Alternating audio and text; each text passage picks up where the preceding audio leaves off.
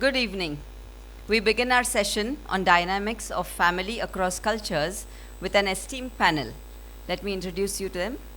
Fadi Zaghmout, he's a gender activist, blogger, and author. His first two novels were bestsellers in the Middle East, and his third novel, Layla and the Lamb, is forthcoming from Egyptian publisher Kutub Khan. Gurcharan, he studied philosophy at Harvard University and was CEO Procter & Gamble India before he became a full-time writer. He is general editor for Penguin's 15-volume story of Indian business and author of many bestseller novels. Sudha Menon. Sudha Menon is the author of 4 non-fiction books, including Legacy, Gifted and Devi, Diva or She-Devil. A former journalist, Sudha is now a columnist and founder of writing workshop series Get Writing and Writing with Women. Sudha is a speaker on gender, diversity and inclusion issues. Braja Sorensen, she's an Australian author and poet who has lived on the banks of the Ganges River for 17 years, where she has written and published several books. I request you, Braja, to take the discussion forward. Okay, so the topic, the family dynamic across cultures. We've been talking for about an hour, laughing a lot, because there's a lot of different dynamics in family. There's a lot of different dynamics in culture, and there's a lot of different cultures. There's so many subdivisions to this topic that it's practically impossible to know where to start. So we agreed that we would start with asking each of the panel members their understanding of the source of the dynamic of family, because it is different in every culture, it's different in every state. Sudha was speaking before about being brought up in South India. There's a very strong feminine energy in the family culture. Gurcharan is from a background of philosophy. And Fadi is from Jordan, also a very, very strong family culture. And I'm from Australia, and I was telling the panel members that everyone I grew up with in school was first generation Australian.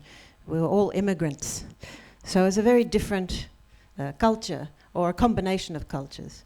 So we all have a different view on what the family dynamic is, where we come from. So let's start with Sudha. The source or the basis of the dynamic that is the family culture. Good afternoon, and lovely to see such a big crowd in my home city. I love to come to a PILF because I get to meet all my readers. You're talking about family. So I just have a very small thing to say, that I was raised in a family where there were 3 spinster great aunts who lived in a very sprawling ancestral home in Kerala. And they pretty much set the tone for the way everybody's life panned out. So they stayed there, and they were orphaned when they were very, very young, in their teens. They charted the course of their own lives and raised a family of women, so matriarchal family, a lot of women in the family. And it is wonderful because I think just looking at the way they led their lives with dignity and self-respect and with complete agency over their lives. You know, they decided what they would do, how they would do it, when they would do it. And I never lived in Kerala. I was raised in Bombay by my mother. But I think just the initial messages that I got from just looking at these 3 women made me who I am. And I think it transformed my life, because after the way I saw them lead their lives, I decided that I would have agency over my own life and my own decisions. And I have now raised a daughter of my own, pretty much the same way. So I think family rocks. Family really rocks. That's a very powerful dynamic. We'll have questions after each panel member speaks. I think Gurcharan came up with a very interesting discussion point earlier when we were discussing this, about his understanding or his view on the source of the dynamic in the family. So Gurcharan. I think the starting point for me is, how did the family begin in history? And family is a bit like what Hayek calls spontaneous order. There was no one individual who decided, well, from tomorrow we shall have family.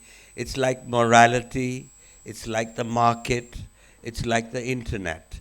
These are all spontaneous orders that have come up through custom or through no sort of individual lawgiver.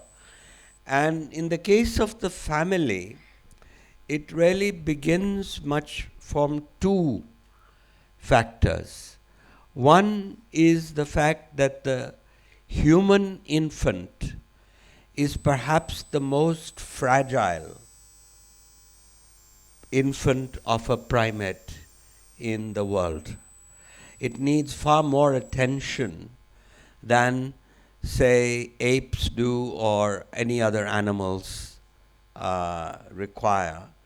And so it needs attention, and it helps to have a family environment for a infant to grow up. The second reason for the family was partly economic. That in the stage before agriculture, we were all hunters and gatherers, and as hunters and gatherers, the men went out to hunt, and they brought food, and the women did the gathering and looking after the children. The key factor was that the men wanted to know that the children that they were investing in with the meat that they brought from the hunt were their children. Paternity is never sure, and so a man really never knows who his child is. And so this is also important in the origin of the family. So if the man wants to know who his child is, the woman needs a man to at least provide through that to the period when the child is very young, is because the effort of bringing that child is so great. She needs help. She needs resources. And she doesn't want the man to abandon her. So, really, it was in that period of time, before agriculture, that you had pairing, and the pairing lasted for about 3 to 4 years. The child was grown up, and then the tendency was for the man to abandon the family. Now, when agriculture came about 10,000 years ago, they found a greater reason for the family, because agriculture required a very different cycle of work, and it needed men to do the hard work throughout the year. And so it helped economically. That's why I say it helped economically for the family to stay together. And then, of course, they formalized it in the form of a marriage ceremony, and the family came to being. Okay, so your basis of the dynamic of family across cultures is the creation of it on an economic and a practical basis. Yes, Okay. economic basis, Okay. the need for a man to know who his child is, Okay. and also the fact that the woman doesn't want a man to abandon Okay, her. we're going to address the first topic shortly, but first I want to get to Fadi, who's some of his books have been banned in Jordan. He writes about fantastic topics, very controversial, and his next book is about marriage. It focuses on women and homosexuality as well. There's a very different dynamic in Jordan. and very progressive in some respects. So, Fadi, your idea on the essence of the family dynamic. Sure.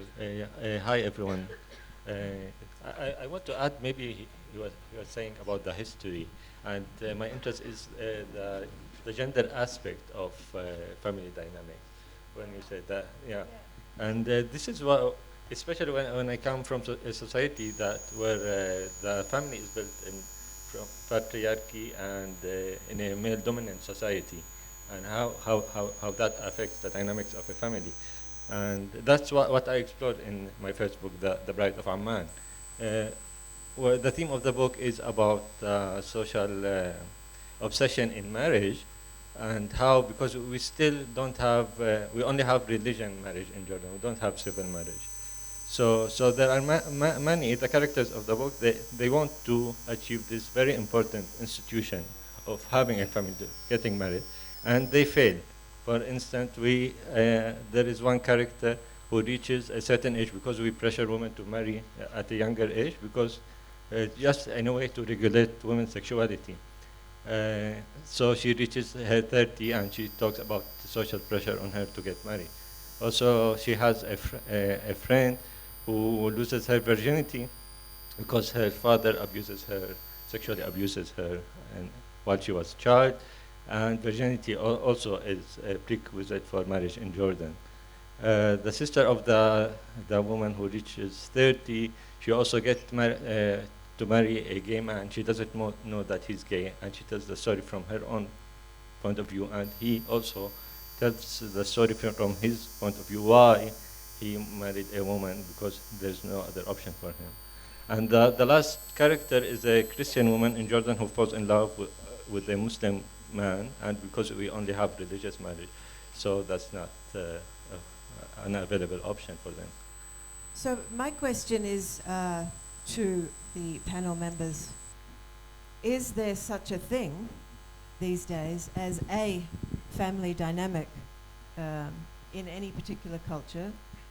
It says across cultures. So what this question is asking is, what is a family dynamic, and how does it change across cultures? But I think what we are hearing from the panel members is that it basically really changes from person to person. And I'd like some of the audience members to ask the panel members any questions they have on what they've just spoken about, their understanding of the basics of the family dynamic. Does anybody have any questions so far? No? Good. We'll move on. I think let's give them a chance to get some more stimulation before they. I think, can I add something? Absolutely. Yeah, in the third book that got released recently, Layla and the Lamb, I'm exploring the relationship between man and woman in a marriage. And I'm presenting a woman who is sexually dominant, and trying to explore the relationship between being the intimate and real life. Because I had a conversation a long time ago with a guy. We were talking about women in leadership position, and he was saying, like, women are naturally passive, so because the mainstream perception of women that they are sexually submissive and passive, and they link that with real life. So this is also a point maybe we can. You know, the question that comes to my mind, so if the basis for family was economic, the basis for the family was the notion of male certainty, and the notion of protection for a woman. Now, things have changed. In many countries, women are working. They don't have to depend on a husband for money. You have the pill, so the fear of unwanted children is gone. And other things have arisen. Certainly the state, the welfare state, has given a chance for women who are not working also to have an income. in the family, and what's coming in the future with automation, etc., is the notion of a universal basic income. So the economic basis of family is disappearing. And the question we should be asking is, why then should the family exist?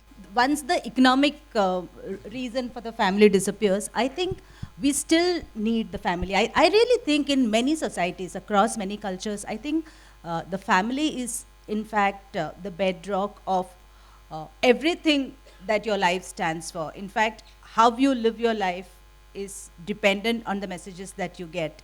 And the family gives a certain set of values and how-tos and what-not-tos. And I think that's very empowering and very enabling in many, many ways. In some way, some part of it might be a little bit, don't do this and this is not we have done. But from about 10 years of following the lives of very, very path-breaking, pioneering men and women in business and different sectors of life, what I've really realized is that when you speak to these people, leaders we all sort of look up to, what I've realized is that they will all speak, if you ask them what is that one thing that you will attribute your success to or attribute the progress that you have made, they will all mostly talk about the role of the family in their lives. The family has been the enabler for them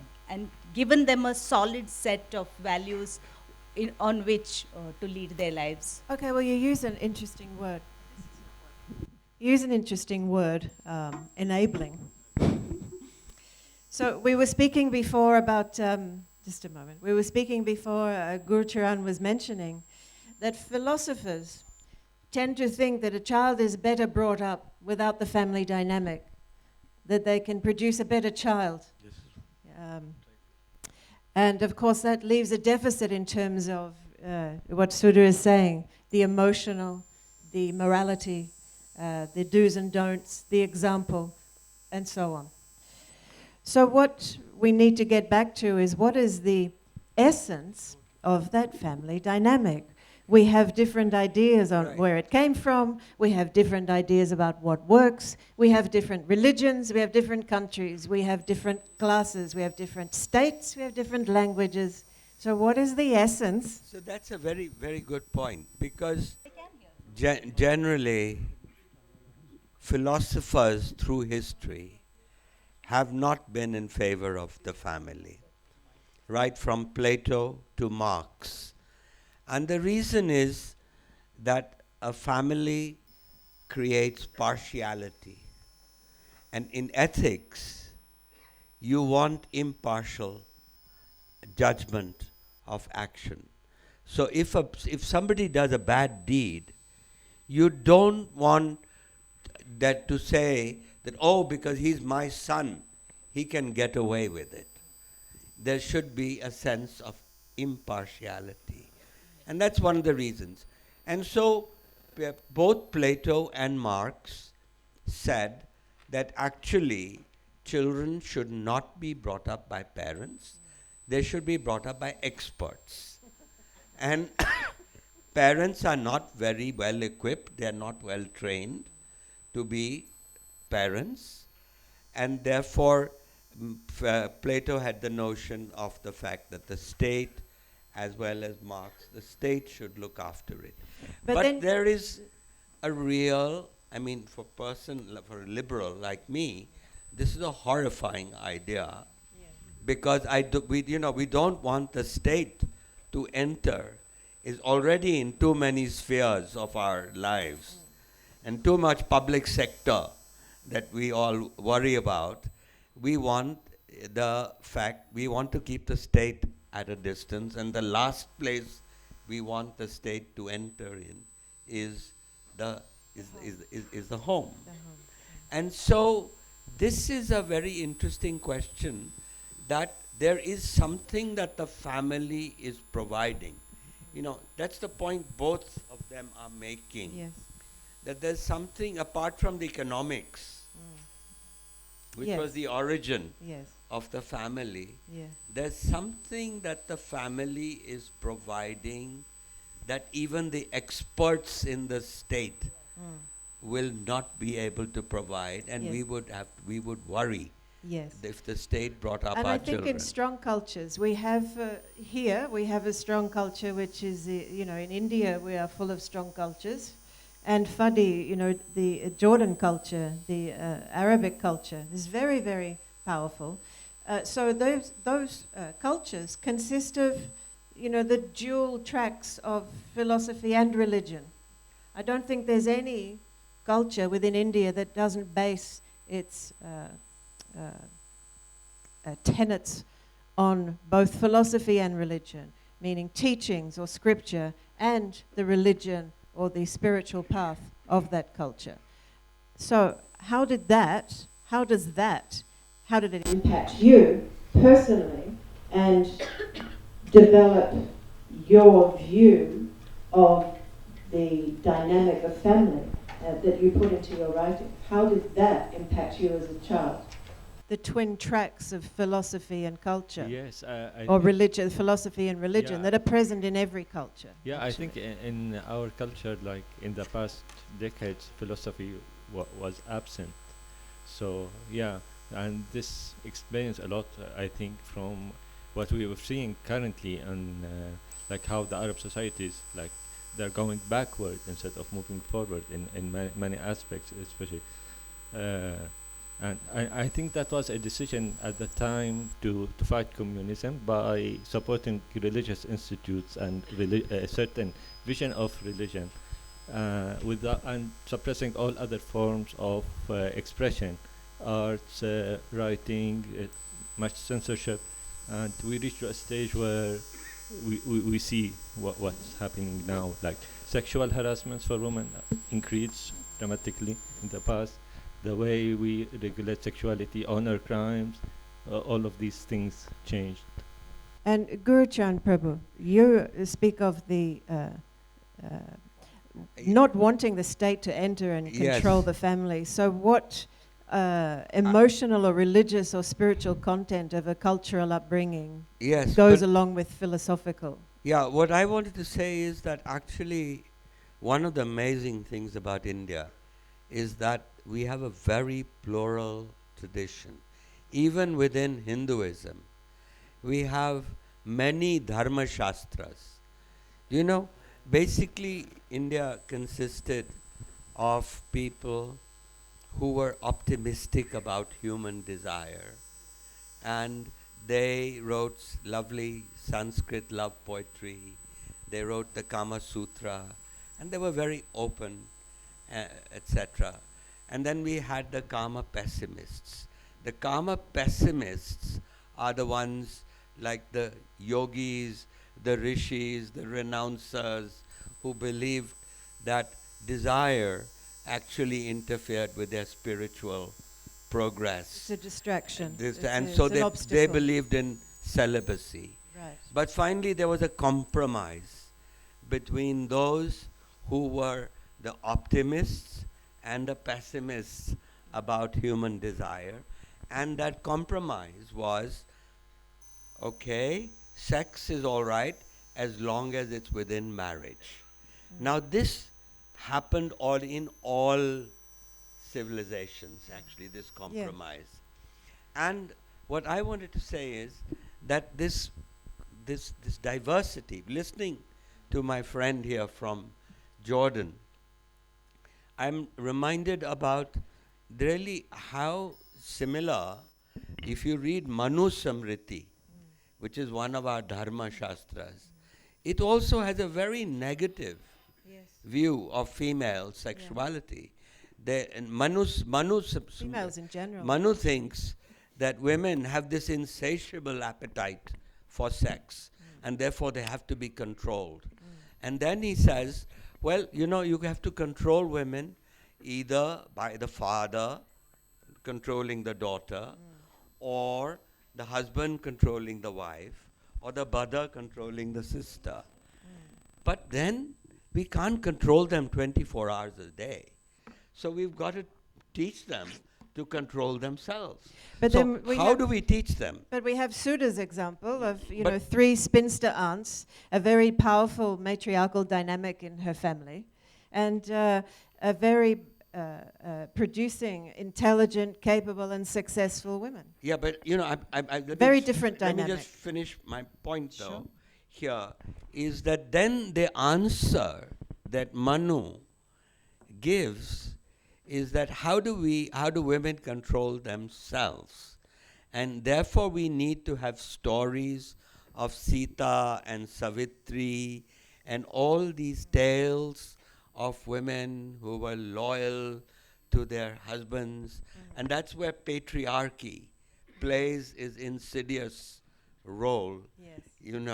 And this is a good time for her to take over because the patriarchy is a very universal. It's not an Indian phenomena. It's an international dynamic.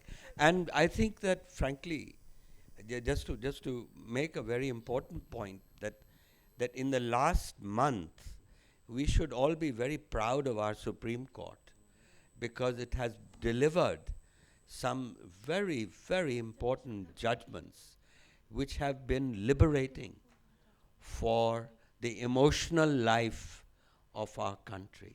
We talk about our political lives, our economic lives, but we sweep away the emotional life of the country.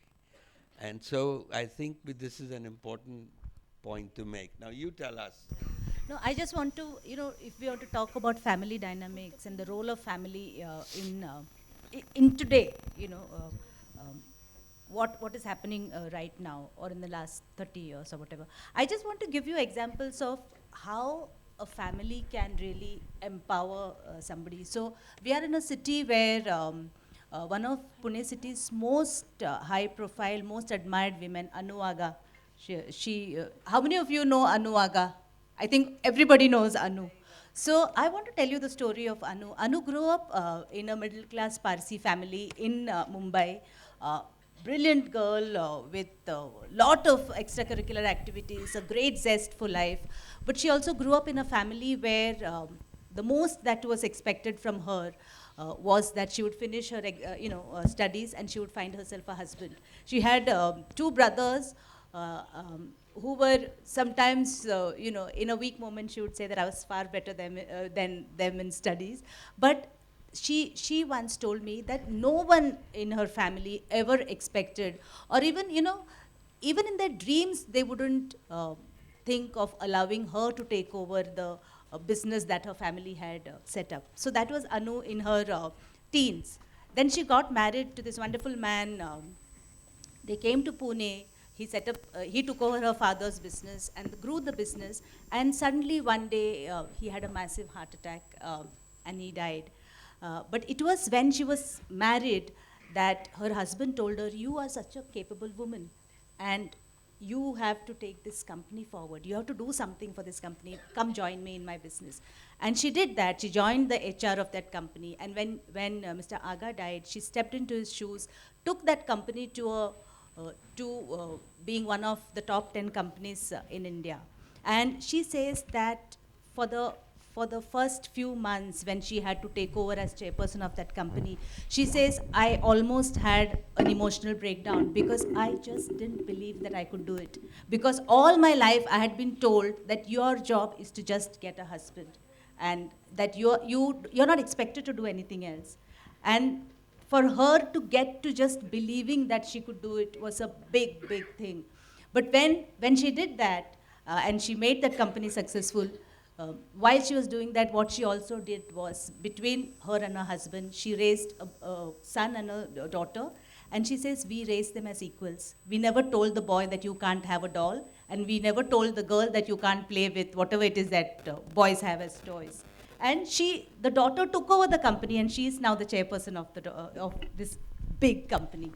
So the family can be the biggest enabler that you can possibly have. And I think even when we are talking of a time of nuclear families and, all of this stuff, I just think that we would benefit a lot more if all the families that are breaking up, if somehow we could keep it all together.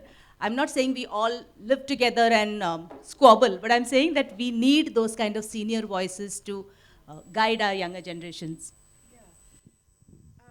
One thing that comes up for me when I hear something like this is that it seems that the exception to the cultural training or norms in a very strong culture like a Hindu culture or an Arabic culture, it's the exception to those cultural trainings and cultural norms that someone has to step into to be successful. We're hearing about this lady who went against the normal grain of what she was taught and understood that she could be successful.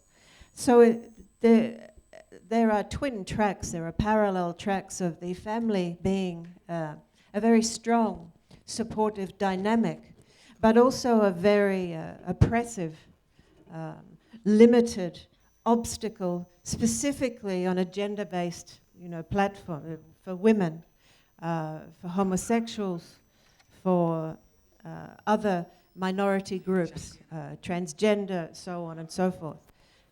We're hearing from Gurcharan about the Supreme Court's rulings this month about homosexuality.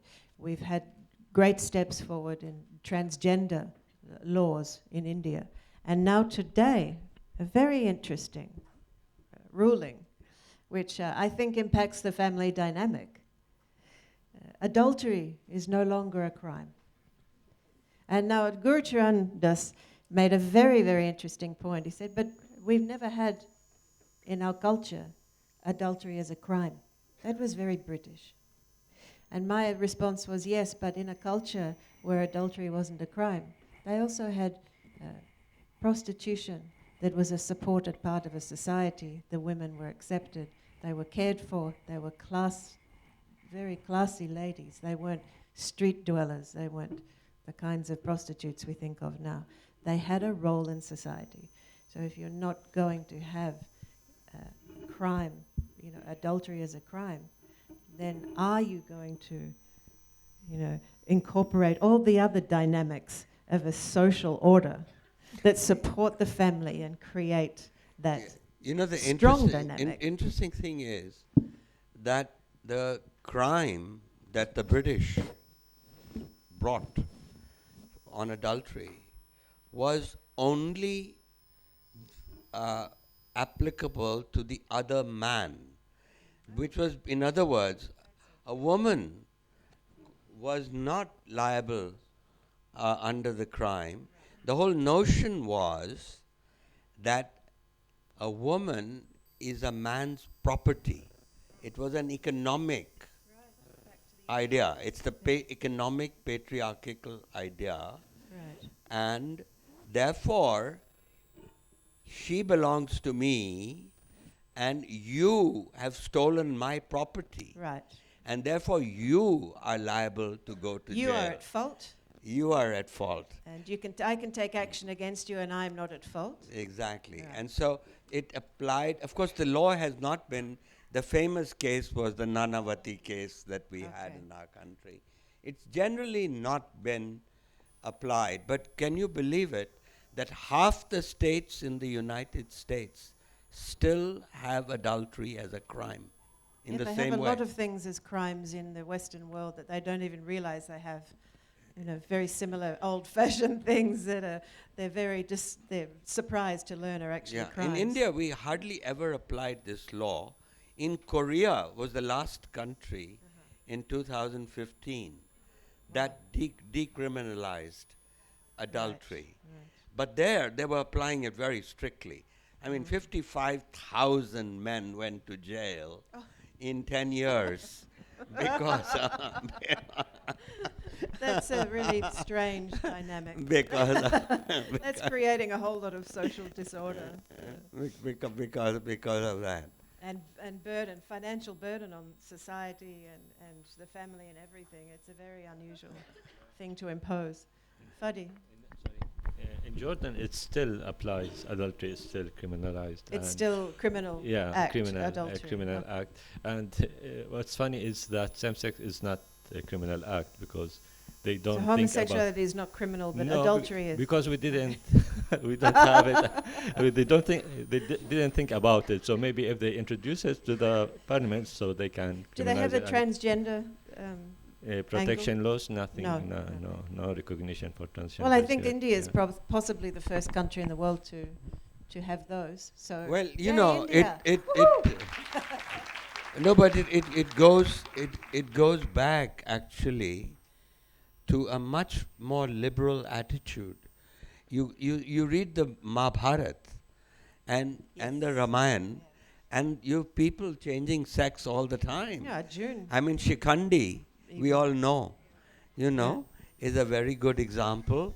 And there's a very interesting case where there's a king, and two people are talking about sex. And these two people are saying, I've always wondered who enjoys sex more, a man or a woman? And the other fellow says, well, you can't answer that question unless the same person has experienced both the man's position and the woman's position. And then we have this king, Bhangashvana. And King Bhangashvana, for half his life, was a man. And then he spent the other half of his life as a woman. And then because he was a good person, he was given a choice at the end of his life that you will be reborn in very good circumstances. Would you rather be reborn as a man or a woman? And he says, I would rather be reborn as a woman. And they say, are you crazy? Here you could be a powerful emperor and you want to be a woman? And why? And he says, why? Because I know a woman enjoys sex more than a man. And that's why I want to be born as a woman. Thank you. Okay, I also just want to add to the, everybody is very happy and celebratory over that point and the transgender point, and maybe they're onto something. But, it's not such a sudden thing by India to legalize the transgender thing, and it's not, just a big advanced step by the government to do it. I mean, we have people like, you possibly all know, the Bengali Manubi Bandopadhyay. She's the principal of Krishnagar Women's College. She's a professor of psychology. She has a master's in Bengali literature. She's a very, very educated woman who has been transgender all her life. And I think she was, she's been doing this all her life. It's not a sudden thing. She's not suddenly up there because the government made it legal. She's been supported. She's been certainly struggled very hard. But she was employed years ago at Krishnagar College. And she's doing well. And I think that's a remarkable thing. There's no other country in the world can claim this, that they have a woman of her qualification, a transgender woman in charge of a women's college in the government educational system, a leading, name in education. I think it's an amazing dynamic. She came from an incredible family as well, a very supportive family. So I think, and a traditional, Bengali Hindu family. So there are so many different levels of support and enabling that a family can do for each other. I think we were having a joke before. We wanted some way to bring it up so we could have a laugh. But even a serial killer's mother will say, but he was always a very good boy. I mean, a mother, it's like Gurcharan was saying, that the family attachment will always be an obstacle. Always be an obstacle. And I think this is my point about the family dynamic across cultures. I personally feel they need to have a twin track of, philosophy and religion or spirituality, that the attachment and the emotion is there, and that the philosophy and education, understanding and knowledge is there. And I think we were saying before that even in the Gita, Krishna says to Arjuna, religion without philosophy is fanaticism, and philosophy without religion is dry speculation. So the combination of both seems to give a very rounded, support to an individual. It enables them, as Sudha was saying, and as Manubi, her example shows, what she's been able to become by being properly supported. And in other countries in the world who consider themselves far more advanced in terms of everything, their family dynamic is failing so badly. America doesn't even have a culture to speak of in terms of, a family dynamic. It's very, very difficult to pin down that. I come from Australia, as I said. All of us were first-generation Australians. All of our parents came from different cultures. And it provided a very interesting background, a very educational background, eye-opening, equal, understanding that people can be from anywhere and do anything and achieve anything, and that's what my mother always taught me. But I find it very interesting that how I would like to hear the panel members speak about how they feel this dynamic of family support, or the family dynamic, actually enriches a person despite their religious backgrounds or their cultural backgrounds, or is it only because of those two things, the culture and religion, that the family dynamic is so powerful? What do you think? I'm not sure. I didn't understand. Sorry, maybe I wasn't clear. The topic is the family dynamic across cultures. My understanding, my experience, my view is that the philosophical and the spiritual go hand in hand. So are those dynamics, are they an obstacle? Or, as we see, half the people that attacked, Manubi during her life for being transgender were from very cultured backgrounds, very educated, very spiritual. They attacked her, they criticized her, they outed her from society. But on the other hand, her family was a strong Hindu family. They had the culture, they had the philosophy, they had the spiritual background. So what is it about those things that actually contribute to either a positive or negative family dynamic? I'd like to hear that from each of you. So if I have to speak about the intersection of philosophy, religion, and family dynamics. So I was raised by my mother is one of the most devout religious women that I have come across. My father was, I used to call him the last standing leftist in this country. He was completely agnostic, very strong leftist leanings. He led India's largest trade union movement, the Rail Workers Union. So he was one of the founding members of the union. And the wonderful thing I found about them was that while he did not believe in going to temples, or he would in the beginning, in the early years of the marriage, my mom says that she used to feel awful to to have the little idol of her God in her house. But gradually she realized that he might not believe in God, but he believed that each person was free to do what she wanted, what he or she wanted to do. And I was raised by this set of parents, and the one thing that they said was that it is not about whether you believe in God or whether you don't. What is important is that you believe in humanity. And if you believe in humanity, and if you believe in the service of humanity, then the rest of it is all sorted out. So we lived in perfect harmony. They lived in perfect harmony on diametrically opposite sides of that. Despite the differences in approach to philosophy and religion, the goal was the respect for an individual's choice and consciousness of the human individual. Is that fair? So, okay, but Gurcharan. India is, anything you say about India, the opposite is also true. And so we have, um, on the one hand, you have this very liberal family that she's talked about, but for a lot of people, it is the opposite. And the reality is, I mentioned Manu Samriti a little earlier, and you have this, we've had a tradition of patriarchy, which has really put women down.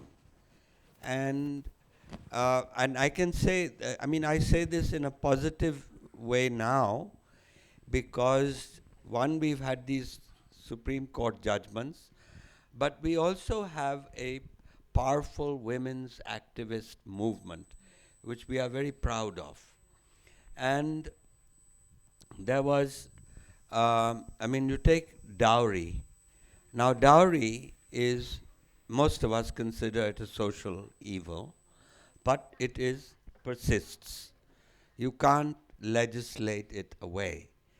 But there was a very interesting case that happened to somebody I know. And it was some of you may have read about it. It came on the front page of the Times of India, that there was a marriage going on in Noida, near Delhi.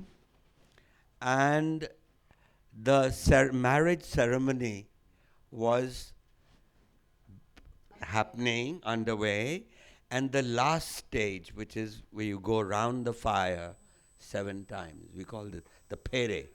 The pere were about to begin, and the father-in-law, at that point, the boy's father makes a demand for more dowry. And here are all the prestige and of the girl's family is now involved. Her marriage is at stake. They are not rich people. And the mother-in-law also, and the bridegroom, he also makes the same demand. And you know what, this poor girl, look at her. She's about to get married. What does she do? She picks up her cell phone. She calls 100. That is the police line. She quotes the section against dowry to the police officer on the line. And she says, this is happening to me right now. Within 5 minutes, police van arrives and they arrest the father-in-law, the mother-in-law, and the bridegroom. And everybody cheers. And the next day, when the news appeared,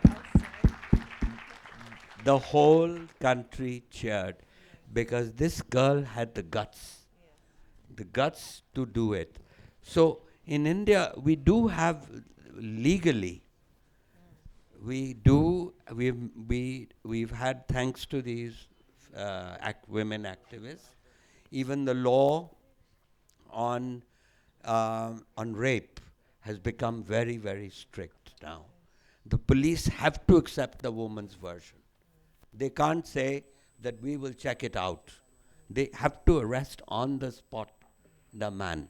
Now, what's happening, of course, is that a lot of the wrong things are going on, and women are taking advantage of this. But where I am is that our society's pendulum is so far still to the wrong side of the pendulum. Yes. Of the needle has still to move very far. Yeah. So we can accept, I believe, some injustice I think so. to a lot of men who will face injustice, because women will take advantage of this situation. Yeah. I think I like, before we go on to Fadi, I like the point you make that we have the opposites in India. Everything that exists, also the opposite exists. I think in Shobha Day's book, Shobha was here for the opening ceremonies, and in her book, Superstar India, You know, she says the same thing. When someone asks her something about India, she says, which India are you talking about? Which India? I mean, there's hundreds of India. There's Muslims, Zoroastrians, there's Hindus, there's Christians, there's Buddhists, there's different classes, there's different states, there's different languages, there's different cultures, there's different education standards, there's so many differences. And I think what's the language, how many dialects are there in India? 545 or something at last count? I mean, I don't know in any other country in the world that has 500 different dialects. So, you know, what India are you talking about? It's very, very hard to have a general conversation about culture, about, you know, family, about all these things in a country that's so diverse. It's without doubt possibly one of the most diverse countries in the world. So, Fadi, your take on these two elements. Yeah, of course. I think it all boils down to how much love is there in the family. Finally, we get to the love. The love. Yes, and if this love empowers the parents or the men in the family or the parents, like to stand up to social pressure. We always talk about women empowerment, but sometimes we need also men empowerment, because for instance, for us, they build it in the gender identity of a man to take the lead. If he doesn't protect the family owner and control his sexuality of the females in his family, then he's not a man enough, and he needs to be strong enough to stand against these social norms and say, no, I'm a man enough, and I will respect and protect my family and her choices. My wife or sister or mother, it's her choice, her body, and her rights to do whatever she wants. I think also one thing that came to mind about what you said about the opposites. I think there was one paragraph that came to mind. At some point in our lives, we go home. We go home to see loved ones, and when love leaves us, you know, the opposites. We go home to celebrate, and when we're lonely. We go home when death visits and when new life enters. We go home when we are beaten and when we are proud. We go home to remember, and we go home to forget. We go home to escape the past or make new roads into the future. Whatever the reason, we go home because it is the one place we belong, the place that is ours, that does not judge, condemn, misunderstand, or dismiss. It is that place that we are all looking for. So thank you. That's, you know, while those opposites exist, I think the agreed conclusion is we're all looking for that home. We're all looking for that one thing. And no matter what track of culture, religion, philosophy, you know, vocation, or anything that we follow, it's to seek, it's to attain that quality of familial support, understanding, and love. You know, as Fadi said, everyone in this world is looking for love. And if it's not in the family, then we're off to a bad start. You know, generally, that's a given. Yeah? So I think the family dynamic across cultures that works, no matter the culture, no matter the religion, no matter the philosophy, class, nothing. It's all about love and the desire to attain that ultimate home, which is for most people in religion, it's the next life. It's to attain the supreme. It's to understand the divine. It's all these things. And I think whether you're an atheist or a religionist or a spiritualist or a philosopher, you still want love. So there's got to be a dynamic somewhere to find a path to that. And the family is a very good start. Yeah. And I think as Indians, you're all doing probably better than anyone in the world, so take a bow. And I think cultures like that Fadi is from, very strong, beautiful cultures. They have the same as India, what exists that's good also exists that's bad. You know, there's the opposites are there. But the point is the good things are there. And I think that's what will take us down that path to find the home and the love we're looking for. And we can all only hope that our families are the avenue to that. So Would anybody like to say anything to finish, or shall we go to the audience to ask questions? Or okay. This is addressed to Professor Gurcharan. I wanted to ask you, take you to the beginning of this, of your talk, where you mentioned that family dynamics rests on identifying the male in a way in which he can identify his children. Is that right? Okay. Now, family dynamics, if there is no cohesion, where is the cohesion in that family? How do you bring about the cohesion in that family? Good Maybe question. it's a very earlier the remark that you made in the times gone by. But nevertheless, I mean, to have family dynamics, you need a lot of cohesion. And that cohesion was not mentioned. So could you elaborate? You Good make a question. very good point. And I was trying to go back to sociobiology, evolutionary biology, which tries to understand how the family originated. And it was related to economic factors, because earlier on, essentially there was polygamy. Monogamy is a very recent phenomena. In fact, there's a wonderful story in the Mahabharata. I've been telling you stories about the Mahabharata is very easygoing. Unlike we today have become very prudish and we don't talk about these things. The Mahabharata is very open about it. And in the Mahabharata, there is a young man named Shvetaketu. Shvetaketu is the same guy who became a hero in one of the Upanishads. Anyway, Shvetaketu sees his mother go out with a different man every night. And he's very puzzled by this. And he looks at his father. His father doesn't seem to have any problem with this. And this goes on night after night. And then he gets very angry. And he says to his father, well, doesn't it bother you that your wife goes out in the night with a different man and comes back in the morning? And he said, no, son, this is how the world is. Human beings are polygamous. And then, of course, he grows up and becomes an important figure. And he then legislates, enacts monogamy. That the idea that sex is all right as long as it's within marriage. And so it's an interesting tale. And I'm partly answering your question in this manner because what I was bringing out was that you're absolutely right. Cohesion, all these things are important. But when you look at the origin of the institution, and it's very interesting that sociobiologically, as well as in the epics, you have a very similar narrative.